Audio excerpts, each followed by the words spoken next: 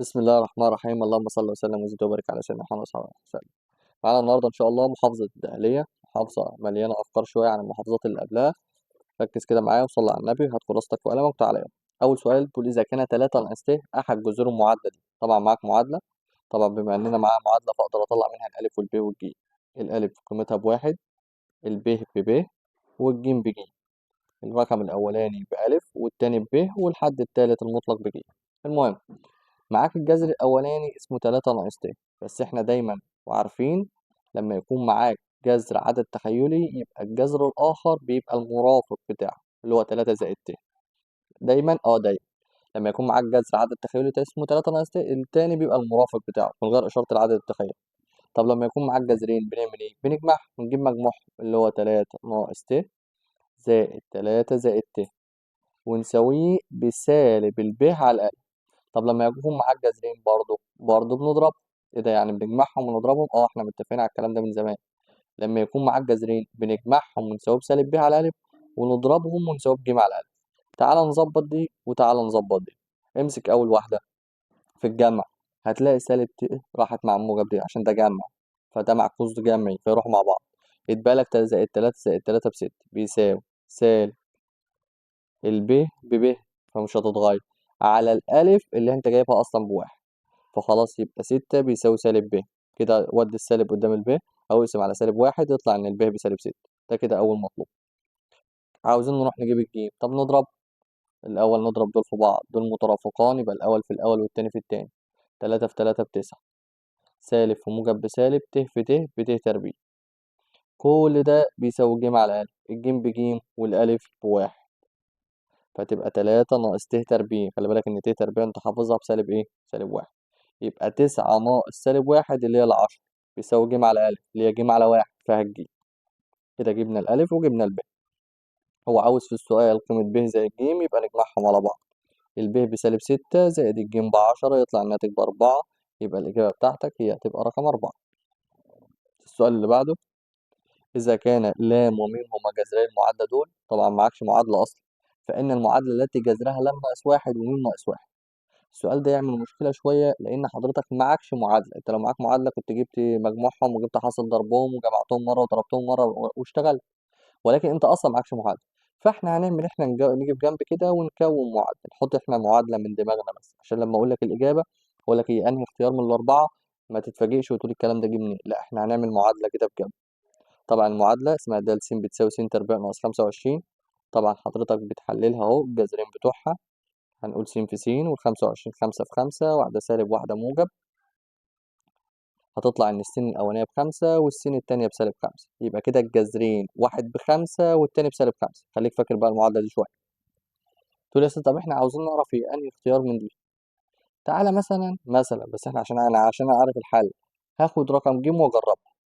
هنا قول د س زائد واحد. لو أنت خدت بالك هو زود على السين واحد، يبقى إحنا هناخد في المعادلة اللي إحنا جايبينها نزود على السين دي واحد. فتبقى عبارة عن إيه؟ س تربيع دي هنخليها س زائد واحد الكل تربيع ناقص ال25.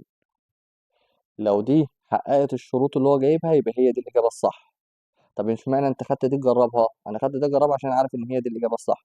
طب المفروض أنت تعمل إيه؟ تجرب الأربعة دول وتشوف أنهي واحدة منهم اللي هتطلع صح. أنا هجرب لك واحدة وأنت كمل في الباقي. يبقى هنا س زائد واحد هشيل السين وأخليها س زائد واحد. بعد كده أفك التربيع عادي، مربع الأولاني س تربيع، مربع الأخير بواحد، اتنين في الأول في التاني يبقى اتنين في واحد باتنين، اتنين اتنين في س باتنين س ناقص 25. ظبط دي شوية. س تربيع زائد اتنين س، واحد ناقص 25 بسالب 24. حلها معادلة وحل. س في س، ال24 كام في كام طرحهم اتنين، 6 في 4 4 في 6 ب24. موجب وموجب في سالب بسالب، أو السالب يبقى الكبير ياخد الأوسط والتاني عكسه. يطلع إن السين بسالب 6 ويطلع إن السين التانية ب4. حلو أوي. لو أنت خدت بالك إن هما دول الجذرين، هل الجذرين دول بيحققوا الشرط اللي هو قال عليه اللي هو لام ناقص واحد وميم ناقص واحد؟ اه صح. تقول لي يا مستر منين؟ انت في الحالة الأولانية لما جبت الجذر ب5 والحالة التانية جبت الجذر بسالب 5. طب لو أنا خدت ال5 دي طرحت منها واحد عشان هي اسمها لام ناقص وسميت دي لام مثلا سميت دي ميم، فلو طرحت من دي واحد عشان تجيب لام ناقص واحد ف5 ناقص واحد ب4 أهي. طب -5 لو طرحت منها واحد، فسالب 5 ناقص واحد يطلع بسالب 6 أهي. يبقى اللي حققت الشروط وجابت لام ناقص ميم وميم ناقص لام هي المعادلة رقم م. طب لو أنا عاوز أتأكد، روح اعمل التانية بقى، اعمل رقم ب مثلا. خلي السين دي شيلها وحط مكانها س ناقص واحد، وفك التربيع وحلل هات الجذرين وقارنهم باللي هو عاوزه، هل هو ده نفس اللي هو عاوزه ولا لا؟ طبعا ده سؤال رخم مش هيتفهم لو اتفرج عليه اكتر من مره، ان احنا حطينا معادله من دماغنا، المعادله الجزء اللي على الشمال ده كله بس عشان ايه؟ افهمك الاجابه جت منين. ان احنا حطينا معادله من دماغنا وبعد كده حللنا وطلعنا الجذرين وبعد كده قعدنا نجرب الاختيارات ونشوف انهي واحده اللي تحقق الشرطين دول، اللي لام ناقص واحد وميم ناقص واحد. السؤال اللي بعده طبعا الإجابة طلعت دي. السؤال اللي بعده، إذا كان لام وميم هما جذري المعادلة واللام أكبر من ميم مش عارف إيه، برضه هنا الألف هتساوي 3، الب هتطلع بب والجيم هتطلع بج. قالك ب تربيع ناقص 12 ج بيساوي 36، عاوز لام ناقص ميم. طبعا لام ناقص ميم أنت حافظ له قانون موجب وسالب جذر ب تربيع ناقص 4 ألف ج على ألف، ده القانون بتاع لام ناقص ميم. عوض يلا. لام ناقص ميم ما نعرفهاش، موجب وسالب سيبك منها لأن الإجابات كلها طالعة إيه من غير موجب وسالب. هنقول جذر ب تربيع زي ما هي، ليه؟ لأن الب بب، فتبقى ب تربيع ناقص ايه؟ ناقص 4 في الألف اللي هي 3 في الجيم اللي هي ج على الألف اللي هي 3. نظبط الدنيا شوية، ب تربيع زي ما هي و3 في 4 ب12 يبقى 12 ج على التلاتة. تروح تبص للسؤال بقى وتخليك عيل لماع. ب تربيع ناقص 12 ج دي مديها لك هناك ب36، يبقى جذر واللي تحت الجذر ده اهو اللي هما شوية دول ب تربيع ناقص 12 ج دول انت حضرتك مديلك ب 12، اه مديلك اسف ب 36، يبقى جذر 36 على التلاتة. جذر 36 بستة، 6 على التلاتة فيها الاتنين، يبقى الإجابة بتاعتك باتنين. حلو حلو. السؤال اللي بعده، إذا كان 3 س ناقص 2 ص ت مش عارف ايه، مديك الجزء الحقيقي بالتلاتة س والجزء التخيله بسالب 2 ص، ومديك الجزء اللي على الشمال ده اللي هو اسمه 5 ناقص 2 ت لكل تربيع. فك التربيع يلا. مربع الأولاني 25، مربع الأخير 4 ت تربيع. خلي بالك إن الأولاني موجب والأخير موجب دايما، اللي في النص سالب عشان هو سالب. اضرب كله في بعض بقى، 2 في 5 ب10، 10 في 2 ب20 يبقى 20 ت. تقوم راح رد عليا وتقول لي يا أستاذ الت تربيع دي بسالب 1، 4 في -1 بسالب 4. هو احنا متعودين من الامتحانات اللي فاتت إن احنا بنشخبط عليها ونعكس. 25 ناقص 4 ب21 ناقص 20 ت. روح حطها لي هناك بقى، 21 ناقص 20 ت. اشتغل بقى يا باشمهندس إن الحقيقي بيساوي الحقيقي والتخيلي بيساوي التخيلي. يبقى 3 س بيساوي 21، اقسم على التلاتة تطلع ب7. التخيلي اللي هو -2 ص بيساوي -20، كل واحد بإشارته. اقسم ده على -2، اقسم ده على -2 تطلع إن الصاد ب10. الله ينور عليك. عاوز منك ص ناقص س، ص ناقص س، فتطرح ال10 من ال7، يبقى 10 ناقص 7 يطلع معاك ب3 وتطلع قيمة السين أو قيمة الصاد ناقص س ب3. سؤال رقم 5، مديك معادلة لام وميم، هنجيب مجموعهم مرة ونجيب حاصل ضربهم. طبعا انت معاك الألف بواحد، الب بب، الجيم بجي. يلا هات لام زائد ميم ولام ميم، لام زائد ميم ولام ميم. لام زائد ميم سالب ب على ألف، لام ميم جيم على ألف يبقى سالب ب على ألف، هنا جيم على ألف. يلا نعوض يلا. سالب والب بب والألف بواحد، يبقى لام زائد ميم بسالب ب. خليك حافظها بجنب، بروسها كده عشان نحتاج. لام ميم جيم على ألف بالجيم بجيم والألف بواحد، تبقى جيم على واحد فيها الجيم، بروسها برضه. هو عاوز المعادلة اللي هناك دي اللي هما الجذرين، واحد على لام وواحد على ميم. يا مستر أنا زهقت معلش. بنعمل إيه فيهم؟ بنجمعهم مرة ونضربهم مرة، يبقى واحد على لام زائد واحد على ميم، واحد على لام في واحد على ميم. ده قابلتنا برضه في المحافظة اللي قبلها مقص، واحد في ميم بميم، واحد في لام بلام على لام ميم. أنا فهمتك القصة بتاعت الجمع دي والضرب. الجمع بنعمل مقص، الضرب بنضرب البسط في البسط والمقام في المقام، أما الجمع بنعمل مقص. المهم يا مستر عوض يلا.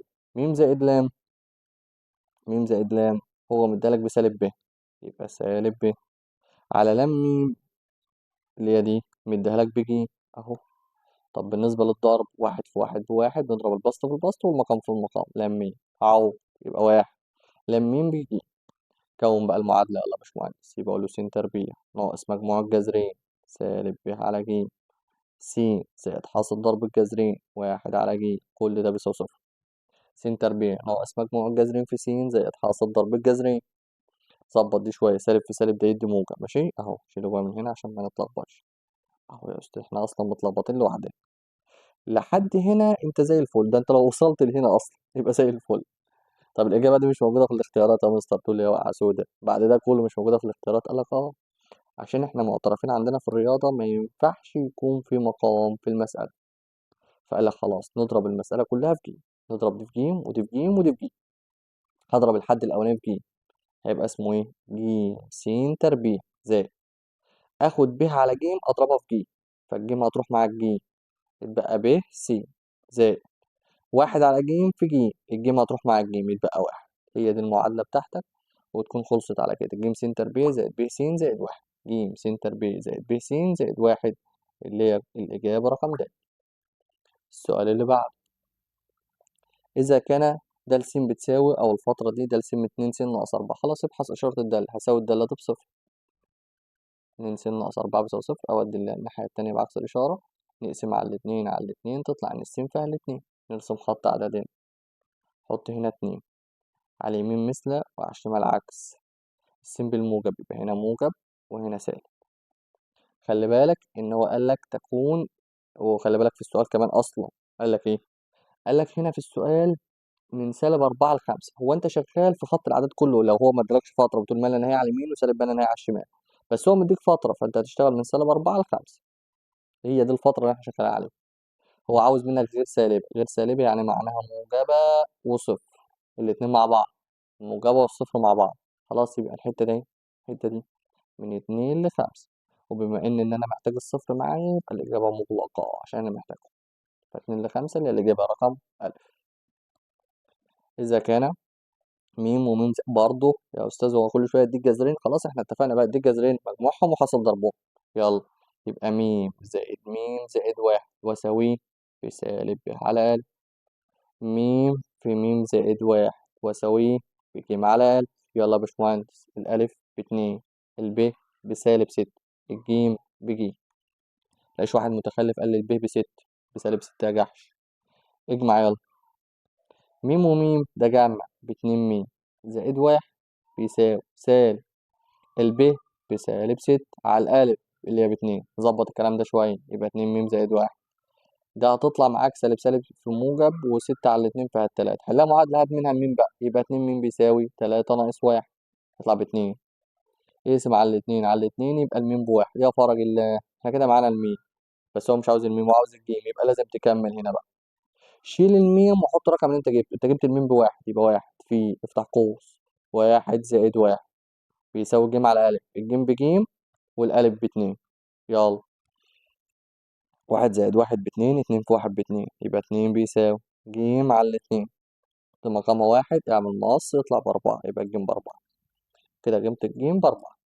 يبقى انت بتجيب مجموعهم وتجيب حاصل ضربهم وتعوض من الأولى في التانية وتجيب الجيم يعني. ماشي. إذا كان أحد جذري المعادلة معكوس جمع للآخر. إيه اللي حاطط السؤال وسط المعمعة اللي ورا دي؟ السبع أسئلة اللي فاتوا دول كلهم أفكار عالية وبتاع، ده إيه اللي حاطه هنا ده؟ فلما يقولك معكوس جمعي بنستفاد إن الب بيساوي صفر، يعني معامل السين بتساوي صفر، يبقى ك ناقص 4 بيساوي صفر، وأدي بعكس الإشارة يبقى ك ب4، يبقى ك ب4. أكيد السؤال ده جه غلطة هنا. اللي بعده عاوز منك المدى. طبعا حضرتك حافظ في أول قانون المدى المفروض من سالب أ لأ، بس خلي بالك لو هي كانت كده، استنى الأول ما نكتب السؤال. ده السؤال أهو، لو هي كانت كده من غير ده اهي، فالمدى بيبقى من سالب أ لأ أهو، الألف ب3 يبقى -3 و3. طب يا مستر الاتنين دي، قال لك خلاص ولا تشغل دماغك، مش دي اتنين زايد يبقى نجمع 2 ونجمع 2. طب لو هي كانت ناقص نطرح 2 وتطرح 2. لو كانت زائد 5 هجمع 5 واطرح واجمع هنا 5 واجمع هنا 5. هبسط بقى الكلام ده شوية، -3 زائد 2 بسالب 1، و3 زائد 2 ب5. السؤال اللي بعده رقم 10، إذا كانت سيتا زاوية حادة سالبة. خلي بالك من الجملة دي، 2 جتا سيتا بيساوي جذر 3. طبعا أنا أقدر أعمل إيه؟ أقسم على جذر، أقسم إيه؟ لا ده القلم علق ولا إيه؟ أقسم على الاتنين تطلع إن جتا سيتا بتساوي جذر 3 على الاتنين. لما أعمل شيفت كوزين جذر 3 على الاتنين تطلع ب30. بس خلي بالك إن هو قالك زاوية حادة إيه؟ سالبة. هي دي حد بس مش سالب. خلاص يا مستر اعمل ايه؟ اطرح منها 360، ما احنا عرفنا بقى نقدر نجيب منها المكافأة عادي يعني مفيش مشكلة. فتطلع معاك بسالب 330. هي دي السيتا؟ اه هي دي السيتا، بس دي مش حادة سالبة. قال لك زاوية حادة سالبة، فعشان هو قال لك زاوية حادة سالبة اللي هي السيتا اللي انت جبتها دي. ولكن لو انت كنت جبت دي مش حادة سالبة. احنا اللي هي دي اصلا مش حد، اللي هي سالب 330 دي، اسف خلينا بدي. يبقى احنا هنشتغل على ال 30 وخلاص. هجيب منها ايه؟ هجيب منها بقى اللي هو عاوزها دي، وعاوز منك جا 3 سيتا. فاقول له جا 3 في السيتا، بس هتحط السيتا بكام بقى؟ قالك دي زاوية حادة سالبة، فعشان هي زاوية حادة سالبة هنحط دي بسالب 30. يبقى سالب 30. يطلع الناتج معانا بجا سالب 90 وجا سالب 90 بسالب 1. يبقى هي دي الإجابة الصح بتاعتنا بقى. ماشي. يبقى بالنسبة للسؤال هنا قسمنا على الاتنين، تطلع إن كاتا سيتا بيساوي جذر 3 على الاتنين، وجبنا السيتا ورحنا عوضنا مكان السيتا وطلعت إن الإجابة بتاعتنا بسالب 1. السؤال رقم 11. إذا كان طول قوس من دائرة يساوي 4 على 9 محيطها. طول القوس اللي هو بنرمز له برمز مين؟ لام. طول القوس بيساوي 4 على 9 محيطها. يبقى 4 على 9 من محيطها. طب محيطها إيه؟ اللي هو الدايرة يعني، قصده على الدايرة. طب محيط الدايرة 2 باي ناقص. ده والله ده الحل في الجملة دي، إن طول القوس بيساوي 4 على 9 محيطها. يبقى 4 على 9 في 2 باي ناقص. ممكن أظبط دي شوية، أضرب الأربعة في الاتنين ويبقى 8 على 9 باي ناقص. ده بالنسبة لله. عاوز الزاوية المركزية. الزاوية المركزية اللي هي سيد دائري. طب ما سيد دائري بيساوي لام على ناقص. اللام اللي هي 8 على 9 باي ناقص على النق اللي هي النق زي ما هي. النق تروح مع النق، يتبقى لك مين بس على مين؟ 8 على 9 باي. دي بالدائري، بس هو مش عاوزها بالدائري، هو عاوزها بالستين. فخلاص نروح نحولها بقى، نضربها في كام على كام؟ 180 على باي. الباي هتروح مع الباي، وأقوم ضارب بالآلة الحاسبة شاطر شرط الكسر وكاتب 8 في 180 على التسعة. تطلع بمعنى 160. يبقى هي دي الزاوية. السؤال اللي بعده بيقول لك الحل العام. طبعا الحل العام احنا حافظينه بقى خلاص، إن ألفا زائد بيتا بيساوي 90 زائد 180 نقطة. يلا الألفا بكام سيتا؟ ب2 سيتا، زائد البيتا اللي هي سيتا بيساوي 90 زائد 180 نقطة. 2 سيتا وسيتا يبقى 3 سيتا بيساوي 90 زائد 180 نقطة. اقسم على التلاتة، اقسم على التلاتة، اقسم على التلاتة. تطلع إن سيتا بتساوي 90 على 3 فيها 30 زائد يبقى 60 نقطة. هو عاوز الجزء اللي على الشمال ده بس، الحتة دي بس. خلاص خد ال30 حولها يعني. فال30 لما احولها هحول اضربها في كام على كام؟ باي على 180. انا عاوزها بالدائري يعني. فتطلع معانا باي على 6. يبقى الإجابة رقم ب. السؤال رقم 13. هنا بيقول ايه؟ بيقول إذا قطع الضلع النهائي للزاوية الموجهة في الوضع القياسي دائرة الوحدة في النقطة دي ودي. عاوز منك الكلام ده كاف واتنين كاف. طبعا دي اتقالت كتير قبل كده، بس انا هقول لك على حل اسهل يعني. طبعا انت عارف ان دي س ودي ص، واقول س تربيع زائد ص تربيع بيساوي 1. وكمل انت براحتك واشتغل يعني. بس انا هقول لك على حاجه اسهل. بدل ما تعمل القصه دي كلها، هو عاوز منك ايه الاول؟ ظ سيتا ناقص باي. طبعا الباي دي اللي هي 180، فشيلها وحط مكانها 180. خلاص انا فهمت انت عاوز تعمل ايه. اهو. تقول له بعد كده اوعى تستغبى وتروح تشتغل على دي. لا. امال احنا بنعمل ايه؟ هي لازم تكون سيتا ناقص 180. امال لازم تكون 180 ناقص سيتا او 180 زائد سيتا. في الجمع مش هيفرق في الجمع. 360 ناقص سيتا في الربع الاولاني لازم تكون سيتا.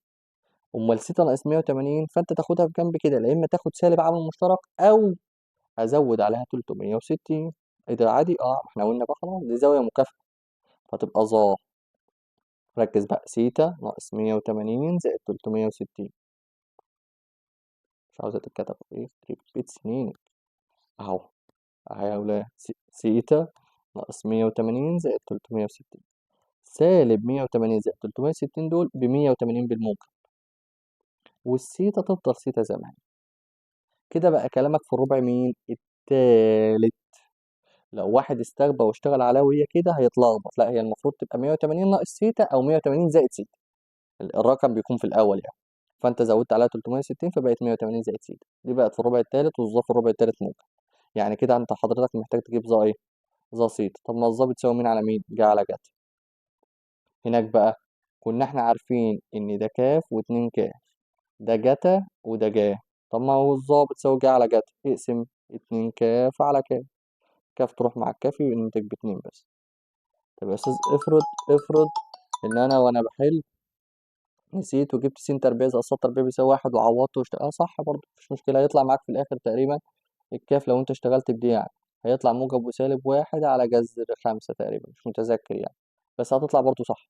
بس انا بقولك اسهل يعني، ان خلاص سيبها زي ما هي كده، والاولاني س والتاني صاد، او الاولاني جتا والتاني جا واقسم جا على جتا تطلع معاك بفعل الاتنين. السؤال رقم 14، إذا كان ظا سيتا بيساوي الكلام ده، والسيتا من 180 ل 270 يبقى الربع التالت، يبقى شغالين على الربع التالت من 180 ل 270. طبعا ظا سيتا أودي الجذر تلاتة الناحية التانية يطلع بجذر تلاتة، هعمل شيفت تان جذر تلاتة عشان أقدر أعرف السيتا. شيفت تان جذر تلاتة تطلع إن السيتا بستين، السيتا بيساوي ستين. هو الربع التالت اللي هو مين؟ 180 زائد سيتا، لسه قايلين من شوية، يبقى 180 زائد 60 يطلع ب240.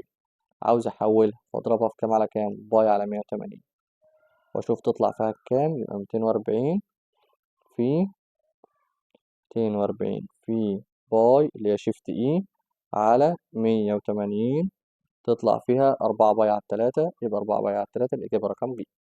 السؤال رقم 15 طبعا ده تشابه، طبعا عندك زاوية ألف دي مالها مشتركة، أنا هكتب المثلثين على طول ماشي، المثلث الصغير والكبير، ألف مشترك ألف وألف. قلنا هنا بدل مفيش توازي يبقى نمشي العكس، يعني ايه العكس؟ ألف د ه، لو أنا قلت ألف د ه هناك هعكس ألف ج ب، ايه ده على طول كده؟ اه.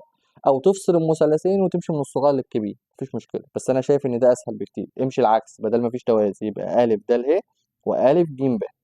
ركب بقى فوق بعض يعني، يبقى ألف د على ألف ج بيساوي د ه على ج ب بيساوي ألف ه على ألف ب. عوض يعني، الألف د بتلاتة على الألف ج كل دي بستة بيساوي الدال هي اللي أنا عاوز أجيبها على الجيم ب اللي هي ب12. ما تكملش بقى خلاص، اعمل مقص يلا. يبقى 3 في 12 على 6، يطلع 12 على 6 فيها الاتنين، 2 في 3 ب6، يبقى يطلع إن الدال هي ب6 سنتي. السؤال رقم 15، طبعا ده منصب داخلي، بس قبل ما تتكلم ب د وده الجيم هي كلها ب5 فسمي دي س، والناحية التانية 5 ناقص س. هناخد مين على مين؟ ابدأ من راس المثلث عشان ما تتلخبطش. أ ب على أ ج يساوي ب د على د ج. عوض يلا، الألف ب بأربعة على الألف ج بستة يساوي ب د بس على د ج بخمسة ناقص س. أعمل مع ستة في س بستة س بيساوي أربعة في خمسة بعشرين ناقص أربعة في س بأربعة س، ودي دي بعكس الإشارة، هتلاقي منك إيه في الآخر؟ ستة س زائد أربعة س بعشرة س بيساوي 20، يقسم على 10، يقسم على 10 تطلع إن الس فيها الاتنين. بس ما تستعجلش والنبي، ما تستعجلش والنبي، السين أنت جبتها بإيه؟ باتنين، يبقى دي اتنين، يبقى دي كلها انت كنت فارضها بخمسة ناقص س. طب ما انت جبت الس باتنين يبقى دي اللي بتلاتة، هو عاوز منك الدالجين بتلاتة، فما تستغربهاش وتروح تختار اتنين على طول، لا. هو احنا هنا قال لك ايه؟ قال لك انا عاوز اجيب الدالجين، فالدالجين هي انت كنت فارض الب ده ب س، ودي خمسة ناقص س، يبقى خمسة ناقص اتنين بتلاتة. ماشي. السؤال رقم 17، لا 17 ملغي، احنا دخلنا على 18 دول على طول. مثلثان متشابهين النسبة بين مساحتهم، طبعا مديك المساحة عاوز النسبة، لا اخد الجذر، جذر الواحد وتمانين بتسعة وجذر الأربعة باتنين، ومجموع محيطهم مجموع، يبقى نزود المجموع اللي هو ال11 ونحطه تحته 55. عاوز محيط الأصغر اللي هو الاتنين، سمي دي س وسمي دي ص، بس احنا محتاجين الصغير اللي هو الاتنين يعني، فاعمل السين بس. يبقى 2 في 55 على 11، 55 على 11 فيها الخمسة، يبقى 2 في 5 ب10، يبقى محيط الأصغر ب10. طبعا دول وترين اتقطعوا داخل دايرة، بس أنا مكبرها لك شوية عشان تشوف اتقطعوا داخل دايرة، فنقول له ه ج في ه د بيساوي ه أ في ه ب، اتقطعوا في نقطة ه، فه ج في ه د بيساوي ه أ في ه ب. خلي بالك من الفرق، الهي أ بس والهي م زيها س عشان نفس العلامة، الميم ب كلها نص قطر، انت قايل ميم أ باتنين س، لأن الميم أ س وس دي كلها نص قطر، يبقى الناحية التانية اتنين س. طب يلا ه ج بأربعة في ه د تلاتة بيساوي ه أ س في ه ب، ها رد عليا بكام؟ قول يا بنت يا حيوان انت. س واتنين س يبقوا تلاتة س. كمل بقى 4 في 3 ب 12 بيساوي س في 3 س ب3 س تربيع، اقسم على التلاتة يطلع إن س تربيع بيساوي الأربعة. لما أقسمين على التلاتة وأقسم على التلاتة آخد الجذر يطلع إن س ب2، وما تستغباش وتستعجل، ما تستغبى عشان بيحصل، أقسم بالله الغباء دلوقتي بيشتغل. أنت جبت الس ب2، السين طب ما أنت فرض نص القطر سواء على اليمين أو على الشمال ب2 س، يعني ده النق، فالنق مش ب2، نق ب4، لأن النق ب2 س. هو عاوز محيط الدايرة ف2 باي نق، تقول له 2 والباي زي ما هي في النق اللي هي 4، 2 في 4 ب8 يبقى 8 باي. سؤال سهل بس في ناس بتتلخبط فيه والله.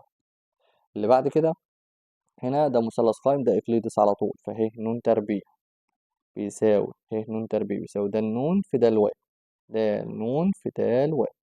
ه ن بستة تربيع ب36، ده النون ب4 في ده الواو بصاد تربيع، اقسم على الأربعة يطلع إن صاد تربيع بيساوي 9. خد الجذر يطلع إيه؟ ها، موجب وسالب 3.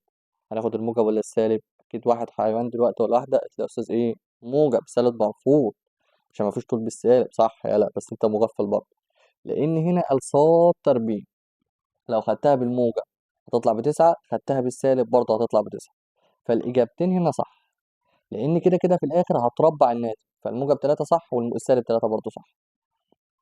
السؤال اللي بعده طبعا ده منصف خارجي، قرب المثلث ده كده بس هتاخد بالك إن هو ده المثلث، فأنا هبدأ من المثلث أقول له أ ج على أ د. خلي بالك عشان احنا كل مرة بنقول الكلام ده، أ ج على أ د هتاخد المنصف لحد الج، يعني ب ج، واخد المنصف لحد الد. أنا بادئ من الجيم الأول فرحت قايل ب ج وب د. أ ج ب6 على أ د ب8 يساوي ب ج ب15 على الب د اللي احنا عاوزين نجيبها. أقول له ب د بيساوي 15 في 8 على 6، استنى أما نجيب 15 في 8 على ال6 تطلع فعلا 20. خلي بالك إن الب د كلها ب20، كل دي ب20، ب د كلها ب20، هو عاوز الجيم د بس تبقى 5. السؤال رقم 23، طبعا دي تاليس أو الأجزاء المتناسبة، فاخد أ ه على ه ب اللي هي ك على 6 بيساوي د الواو على واو ج، يبقى 3 على 2 ك. طبعا ممكن اخد جزء من على اليمين وجزء من على الشمال، يعني ممكن واحد يقول ك على 3 و6 على 2 ك، مش هتفرق، الاتنين صح. اعمل مقص ك في 2 ك ب2 ك تربيع، و3 في 6 ب18، اقسم على الاتنين تطلع 9، تاخد الجذر يطلع ايه؟ موجب وسالب 3. هل المرة دي بقى هناخد الموجب ولا السالب؟ لا هناخد الموجب بس. ليه يا استاذ؟ قالك لو انت بصيت على الرسمة بقى مفيش تربيع، فساعتها خلاص موجب 3 بس. السؤال رقم 24 برضه تشابه، فهشابه المثلث، احنا على طول بقى في توازي، يبقى أ د ه بيشابه المثلث أ ب ج. هاخد أ د على أ ب بيساوي د ه على ب ج بيساوي أ ه على أ ج. عوض يلا، أ د ب3 على أ ب 3 و9 كل دي ب12 بيساوي د ه اللي هي 5 على ب ج ص ناقص 3 بيساوي أ ه اللي هي س زائد 1 على أ ج اللي هي عبارة عن س زائد 1 زائد 12، يبقى س زائد 13. هسيبها لك انت تكملها بقى. أول مرة هاخد الاتنين الأولانيين أعمل مقص أجيب منها إيه؟ الصاد. المرة الجاية هاخد دي مع الأولى مثلا وأعمل مقص أجيب منها السين، وتشوف السين والصاد بكام. سهلة بقى مش محتاج حاجة. طبعا دي احنا لسه حالينها برضه، ده منصف داخلي، ابدأ من راس المثلث ج ب على ج أ، ج ب على ج أ بيساوي ب د على د أ، ب د على د أ. الجيم ب محتاجينها على ج أ ب10، ب د ب4 على د أ ب5، نعمل مقص نجيب الجيم ب، يبقى 4 في 10 على 5 يطلع فيها ال8، يبقى الجيم ب ب8. طب هو عاوز الجيم د، الجيم د ده ايه؟ جذر، خلي بالك ان ده طول منصف، حول نفس القانون ده لضرب، يعني اقول جيم ب في جيم أ ناقص ب د في د أ، هقول له جذر ج ب اللي هي ب8 في الجيم أ اللي هي 10 ناقص الب د اللي هي 4 في الد أ اللي هي 5، وشوف الناتج ده هيطلع معاك بكام. هو ده الناتج بتاع المسألة وخلاص. طبعا معانا آخر سؤالين في المقالي. السؤال الأولاني سهل، بيتكلم على مجموعة حل المتباينة، س تربيع ناقص س أكبر من أو يساوي 12، أدخل ال 12 دي جوه عشان تبقى مظبطة، لازم كلها تكون ناحية اليمين، والناحية التانية أكبر من الصفر على طول، هتخش بالسالب أكبر من أو يساوي الصفر. هبدأ أحلل س في س، ال 12 كام في كام؟ طرحهم بواحد، يبقى 4 في 3 سالب وسالب في سالب يدي موجب، هطلع س من هنا ب4 وأطلع س من هنا بسالب 3. نرسم خط أعداد، هنا -3 وهنا 4، مثل في النص عكس.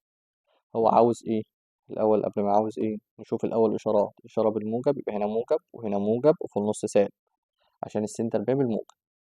هو عاوز منك أكبر من أو يساوي صفر، يعني عاوز الموجب والصفر كمان يعني. فعاوز الموجب يعني عاوز الخط كله ما عدا الحتة اللي في النص دي، فرق من -3 ل4. وهنا مغلقة فبنعكس. تقول لي يا مستر عكسنا ليه؟ عشان في فرق. كنا بنقول بنعكس في دي. طب لو ما كانش فيه لا ما بنعكس. السؤال الأخير، خد طبعا بقى دي سكرين عشان همسح دلوقتي. السؤال اللي بعده مديك رسمة طبعا في تشابه وبتاع، بس الأول نظبط دي. س ناقص ص على س زائد ص بيساوي 2/7. نقص الأول نظبط عشان نعرف الس بكام والصاد بكام. 7 في س ب7 س ناقص 7 في ص ب7 ص يساوي 2 في س ب2 س زائد 2 في ص ب2 ص. جمع السينات في بعض والصادات مع الناحية التانية، يبقى 7 س ناقص 2 س بيساوي 2 ص زائد 7 ص. خلي بالك إن أنا بجمع السينات مع بعض والصادات مع بعض. 7 س ناقص 2 س ب5 س، وهنا ب9 ص. كده السين نسبتها بكام؟ ب9، والصاد نسبتها بكام؟ ب5. بنعكس، يبقى السين ب9 والصاد ب5. بعد كده قالك تشابه عادي بقى خلاص. هقول له المثلث أ د ه بيشابه المثلث أ ب ج. يلا ركب الاتنين على بعض. أ د على أ ب بيساوي د ه على ب ج بيساوي أ ه على أ ج. عوض يلا. أ د مش موجودة وأ ب مش موجودة، سيبك منهم. د ه اللي هي الصاد يبقى 5 على ب ج اللي هي السين ب9. عرفت بقى فايدتهم ايه دلوقتي؟ أ ه ما نعرفهاش، سماها مثلا س. اللي هي مجهولة يعني. وأ ج عبارة عن س زائد 8. يلا مقصك بقى وهات منه السين. يلا 9 في س ب9 س، 5 في س ب5 س، 5 في 8 ب40. طبعا بقول الكلام ده بسرعة لأن المفروض بقى خلاص أنت فهمت الفكرة بس، والحاجات دي بتعرف تكملها يعني. 9 س ناقص 5 س ب4 س بيساوي 40. نقسم على 4 على 4 تطلع إن السين ب10. السين دي اللي هي الألف ه، فتطلع الألف ب اللي هي ألف ه هي كمان ب10. وبكده نكون وصلنا لآخر سؤال في الامتحان عندنا.